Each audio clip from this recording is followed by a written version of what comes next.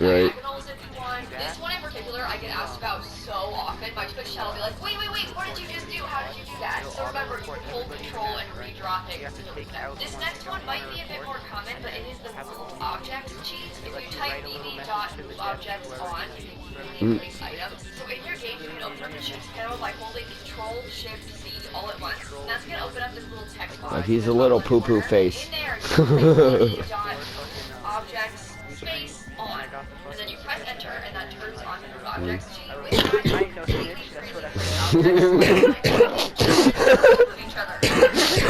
The bed.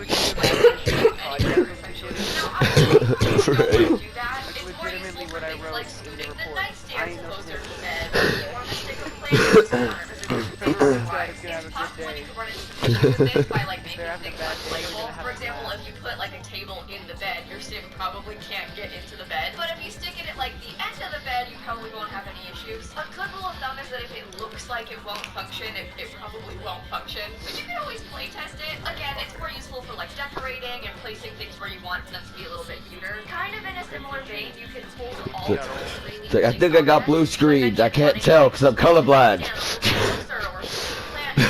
By default, where it places on the grid isn't super good, but if you hold Alt, you can replace it and like scoot it and put it wherever you want. When holding Alt, you can also rotate. You should have bought the Super Saiyan hair. Like on these slots, you can hold Alt and put it however you like. Weirdly, that Alt rotating button, when holding Alt, you can also really rotate. The other one that makes sense is blue. Just rotating like on these slots, you can hold Alt And no, there's blue, there's black. You know You can make how Vegeta.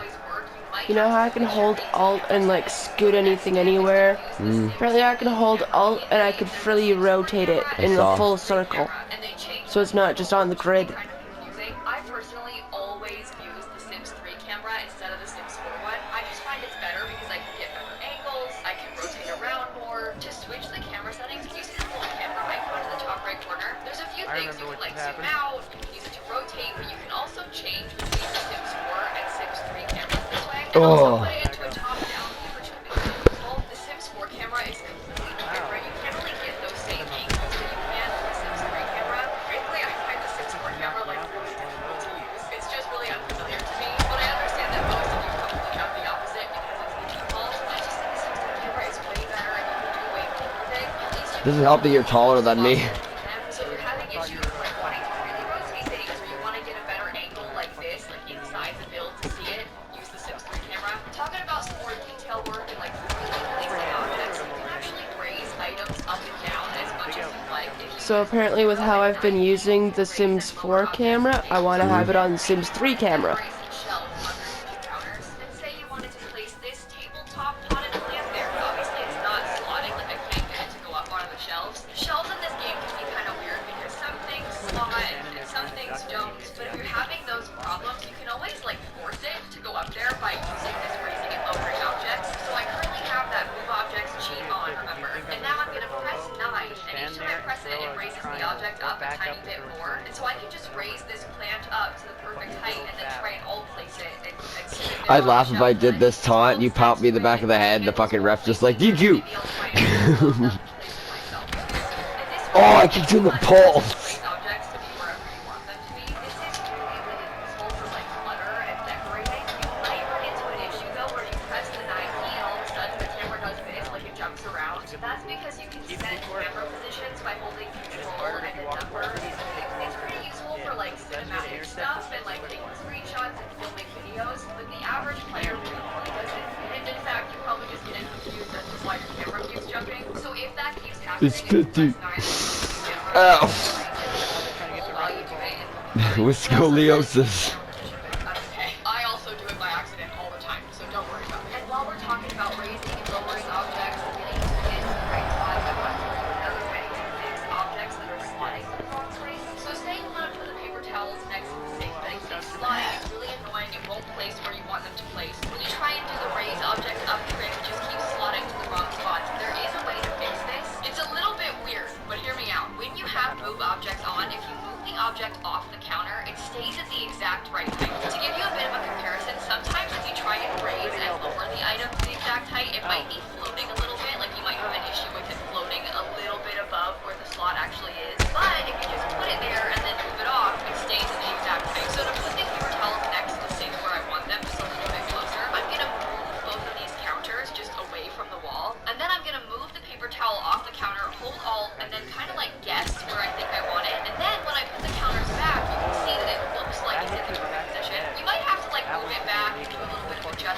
it's weird because you gotta move the counter out of the way so it doesn't slot to anything. But with this, you can pretty much sneak around and place any item wherever you want it to be. Some things are a bit easier than others. Like, I always have a hard time fixing soap for some reason. I think it's because it's so small. But when I do the same trick with the soap and I try and put it next to the sink, it takes me like 3 tries to get it in the right spot. I have to keep like moving it and putting it back and try to make it work. But this is super useful for trying to clutter up your kitchen counters or your coffee table or like your nightstand and stuff. I can do the same thing over here and like try and mess around with the nightstand to get it to look normal. Again, it can be kind of weird because you have to like try and figure out where it needs to be placed. This is obviously wrong, so now I gotta come back a little bit further and maybe over to the right and then put the nightstand back. So it's, again, kind of annoying. It's 50. That's how many of you I'm seeing right now. Get out of my mouth, hair. What? Apparently I can use the bracket keys to make the item bigger or smaller.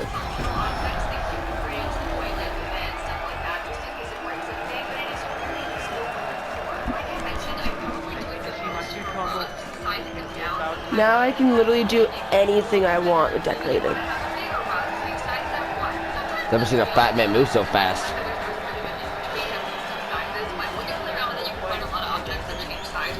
Right. I use it the most for rugs and landscaping. I find it really useful to like maybe have a slightly smaller version of the plant and then kind of rotate them so it looks like they aren't all the exact. Exactly. Have different sized bushes and shit. I could apparently click the bracket keys and make items bigger or smaller. There's dragons everywhere. Jahoogans. I don't care about your porn ad. So many fucking dragon tattoos. Don't know why there was a fucking porn ad on YouTube. What? There was pretty much a porn ad on YouTube. You know those fucking like kinky games? Where the fucking chick's just moaning in the video? It was one of those. Yeah, but it was on YouTube. YouTube's supposed to be kid friendly. For the most part. Especially if you're watching a YouTuber whose settings are on kid friendly. When you hit that F5 key, it turns on quarter tile placement. So as you probably noticed, by default, everything slots in half tile increments. When you hit F5, it switches it to quarter tile, so it moves in like way smaller increments. I find this really useful for like maybe decorating a slightly smaller living room because I can see the rug built on the wall. Then I can swap the couches like a little bit closer too. You can just get a slightly finer placement without having to worry about all placing it in the right spot. Did you hear that, babe? I did good. Because sometimes you want it to be like a little bit further over, but by default it doesn't really do that. And then to all place it is kind of annoying because you gotta get it to the right height. When I hit F5, you can see I can get a slightly higher placement. I can also raise it up like a tiny bit more without having to worry about like trying to raise it up using alt and having it be a little bit off. So you might not use it. Hey. In certain situations it's really useful, and then you can just hit F5 again to turn it off and it goes back to normal. Ta-da. It's 50. Maybe you want to change the direction of the wood, so when you hit the angled bracket key, you can just swap it around. This is even good for like trying to place concrete paths, because maybe I want it to line up with this front door, but obviously it looks kind of weird like this. You can just use that angled bracket key to rotate the flooring until it lines up and looks a little bit better. I even like to do this on porches. While we're talking about flooring, you might have just seen me place it in the entire room. I did that by holding shift. You can hold shift to place flooring or wallpaper in an entire room, and you can hold alt to paint just one wall. So say I wanted to paint this entire room yellow, instead of like going around and painting each wall, I can just hold shift and then it paints the entire room. Or if I want to just have this entire wall be yellow, I can hold alt and it just paints the one wall. This can be a little bit weird when you're painting the exteriors of houses because the game sees each of these 3 boxes as separate rooms. So if I want to just have this entire wall be yellow, I can paint the entire room, and you can hold alt to paint just one wall. So say I wanted to paint this entire room yellow, instead of like going around and painting each wall, I can just hold shift and then it paints the entire room. Or if I want to just have this entire wall be yellow, I can hold alt and it just paints the one wall. This can be a little bit weird when you're painting the exteriors of houses because the game sees each of these 3 boxes as separate rooms. So if I wanted to paint the house, I have to do each room separately, but it is really useful for making it go by quicker. Something else that I get asked about a lot is how I have this infinity sign, like how I'm building with instantly.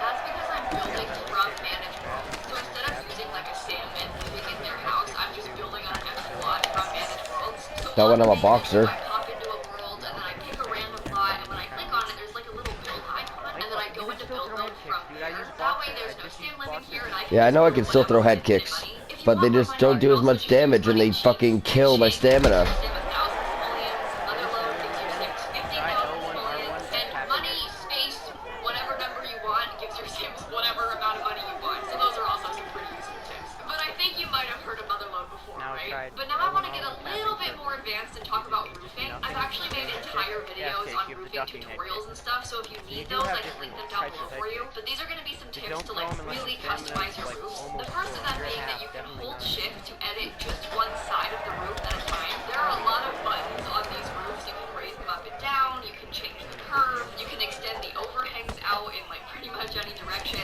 But say for example, you want to get rid of the overhang, but not on both sides. You just want this overhang on the right side to be gone. If you hold shift and then use the arrow, it'll remove it there, but it'll leave it on the left side where I wanted it to stay. It also works with like the front overhangs. I can hold shift and then just edit this side, but not this one. So like on this house, maybe I want to have the overhang in the front. I want to see it over here, but I don't want it to connect in the back. I can hold shift and then I can get rid of it just on that side. And then I can try and make it fit the walls a little bit better. Now, as if this many roof options weren't already enough, there's actually a way to get some more. If you press shift and C, it gives you more options to adjust the curve of your roof. So if I wanted to have a kind of fancy curved roof, I can use these little circles to do it. But you can see it's kind of jagged, it looks kind of weird. If I press shift C, it's gonna like smooth the curve, which is really useful. But then it also gives me a couple more circles, so you can use that to get like a really fancy type of curve. There are a lot of options with this. It's kind of fun to experiment with. I don't really use all the fancy curves all that often, but it's definitely a nice tip to know, especially with the smoothing. And one final roof tip is that you can actually use Alt on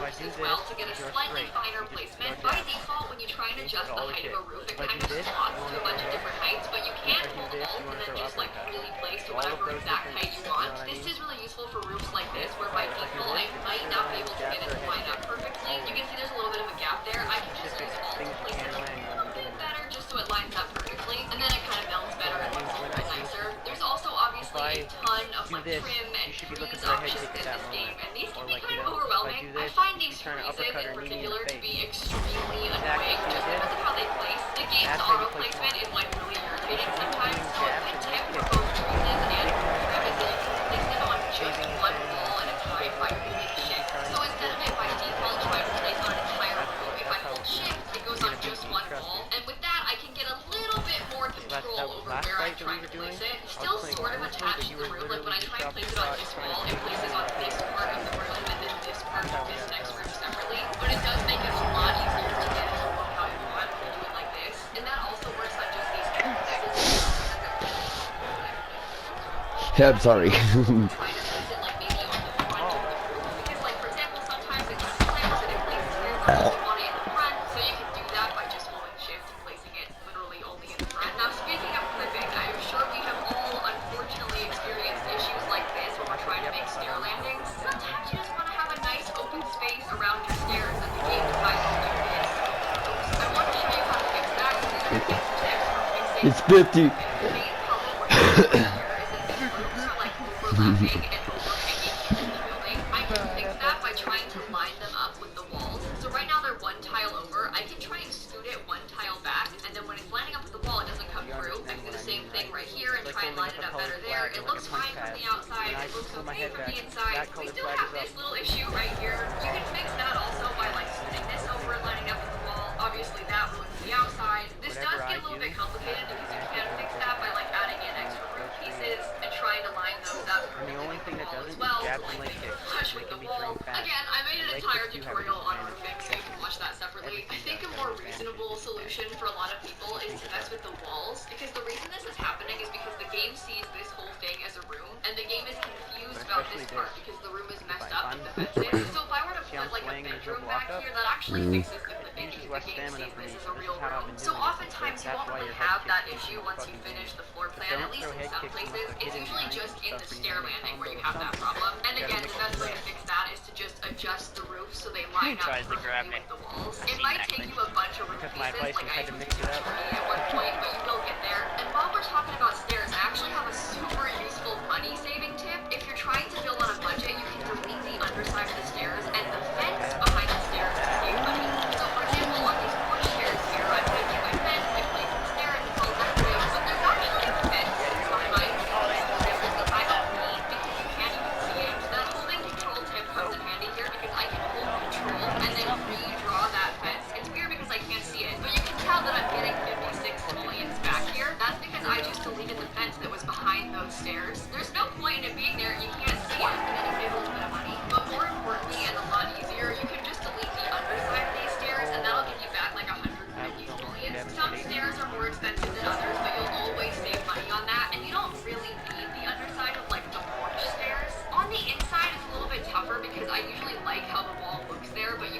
like 600 simoleons by deleting that wall too. So that is really useful for budget houses because why spend 600 simoleons on like an empty wall when you could buy like the TV with that amount of money, you know? I'm kind of going all over the place right now, but another decorating tip involves custom cabinetry. You might not know this, but you can So I keep accidentally throwing fucking kicks when I'm trying to throw uppercuts and shit. all of the cabinets have a ton of different variants that you can use, and by default, you might not even slide them Fuck. with automatic counter placement is on, and the counter placement is pretty useful. It's nice how by default it gives you like the corner cabinets, but if you click on the cabinet you want to use, then you click that little gear icon, you can turn off. With the new Google Pixel 7 and 7 Pro, you can stay out for up to 72 hours without looking for an outlet with extreme battery safety. Seize the day, afternoon, and night. With the Google Pixel 7 and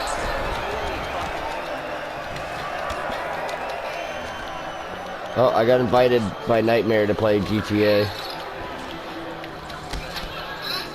No, it's a guy that Jake met, or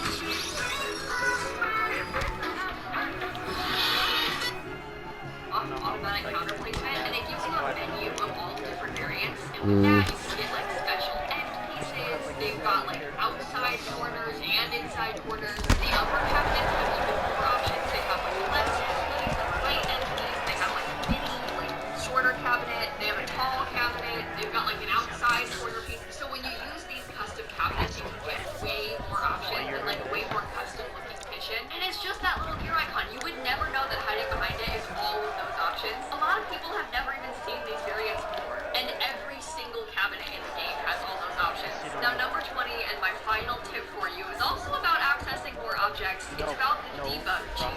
Now, these are like kind of advanced and maybe a little bit confusing, so not every player is going to want to do this. The first of them is bb.show hidden objects, and that opens up the debug menu. So when you type that cheat in, it gives you all of the debug options.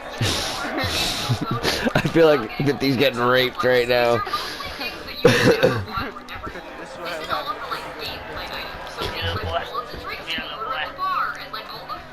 Give me a hug.